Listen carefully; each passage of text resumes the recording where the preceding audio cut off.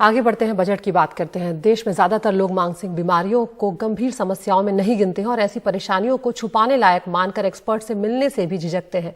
Covid काल में मानसिक बीमारियां अपने आप में महामारी के तौर पर उभरी हैं और ऐसी हालत में आम बजट में टेली मेंटल हेल्थ प्रोग्राम शुरू करने का ऐलान हुआ है, जिसमें कहीं भी और कभी भी आपको एक्सपर्ट से काउंसलिंग में मदद मिल जाएगी। स्वास्थ्य क्षेत्र ने इसका स्वागत भी किया है।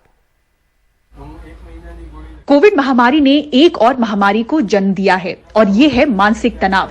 सरकार गंभीर दिखी और उसने नए बजट में national tele mental health programme को शुरू करने की घोषणा की। इसके तहत सरकार देश भर में 23 मानसिक स्वास्थ्य केंद्र शुरू करेगी, जिसमें national institute of mental health and neurosciences NIMHANS nodal केंद्र के रूप में कार्य करेगा।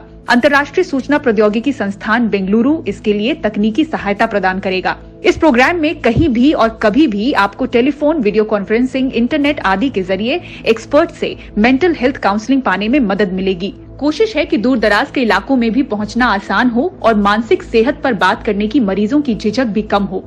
The pandemic has accentuated mental health problems in people of all ages. To better the access to quality mental health counseling and care services, a national tele-mental health program will be launched. स्वास्थ्य क्षेत्र मानता है कि Covid प्रकोप के दौरान हर उम्र के लोगों की मानसिक सेहत बहुत ज्यादा प्रभावित हुई है। ऐसे में सरकार की घोषणा सराहनीय है, पर इनमें बीमा कवर के उपाय भी होने चाहिए थे।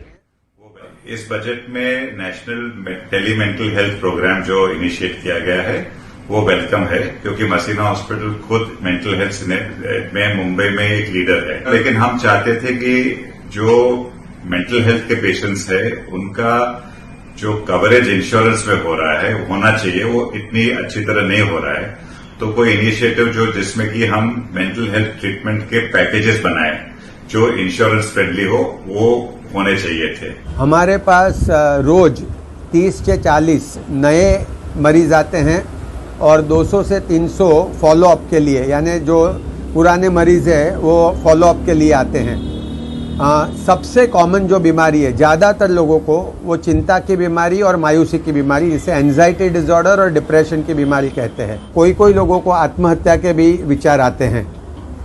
तो ये ज़रूरी है कि अगर कोविड के बीमारी के बाद किसी को मन में अवसाद है, दुख है, डिप्रेशन के लक्षण हैं, तो फौरन वो डॉक्टर से मिले, काउंसलर से मिले।